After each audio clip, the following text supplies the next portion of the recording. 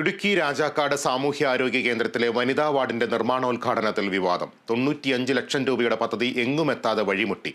രാഷ്ട്രീയ ചരടുവലികളുടെ ഭാഗമായിട്ടാണ് ഉദ്ഘാടനം അനന്തമായി നീളുന്നതെന്ന് പ്രദേശവാസികൾ ആരോപിച്ചു. ആശുപത്രിയുടെ പ്രവർത്തനം സംബന്ധിച്ച് നിരന്തരം പരാതികൾ ഉയർന്നിട്ടും അധികാരികൾ നടപടി സ്വീകരിക്കുന്നില്ലെന്ന ആരോപണം നിലനിൽക്കെ മന്ത്രിയുടെ പരിപാടി മാറ്റിയത് വിവാദങ്ങൾ ഒഴിവാക്കാനാണെന്നാണ് സൂചന. മന്ത്രിമാർ തമ്മിലുള്ള തർക്കമാണ് ഉദ്ഘാടനം മാറ്റിയതെന്നാണ് കോൺഗ്രസ് പ്രവർത്തകർ പറയുന്നത്.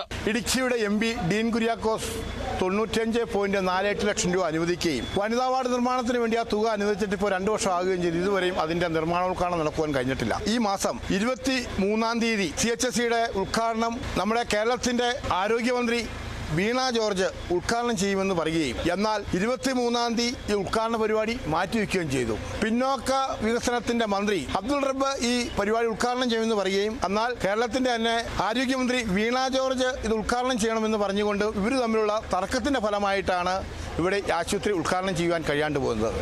38 വർഷം മുൻപ് രാജക്കാട് മുല്ലക്കാനത്ത് പ്രവർത്തനം ആരംഭിച്ച ഈ ഗവൺമെന്റ് ആശുപത്രിയുടെ ബാലാരിഷ്ടതകൾ ഇതുവരെ മാറിയിട്ടില്ല. അടിസ്ഥാന സൗകര്യങ്ങളെല്ലാം ഉണ്ടെങ്കിലും വിദഗ്ധ ചികിത്സയും കിടത്തി ചികിത്സയും ഇല്ലാത്ത സർക്കാർ ആശുപത്രിയാണിത്. വെള്ളമില്ലെന്ന കാരണം പറഞ്ഞാണ് കിടത്തി ചികിത്സ നിർത്തിയത്. പോളിക്ലിനിക്കും എക്സ്റേ ലാബും പ്രവർത്തനം ആരംഭിച്ചെങ്കിലും പിന്നീട് അതും നിർത്തി.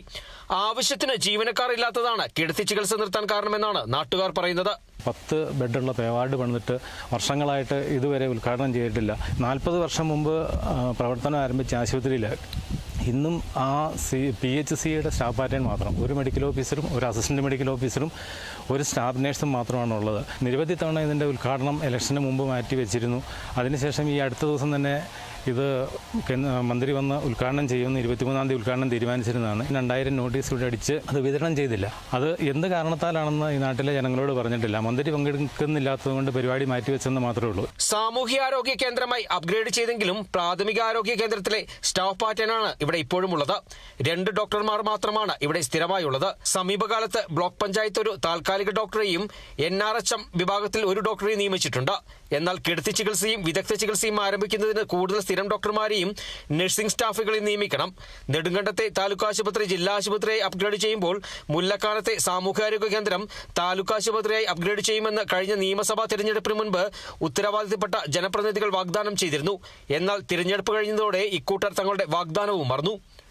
Bineesh Antony, Kerala vision news, Idukki.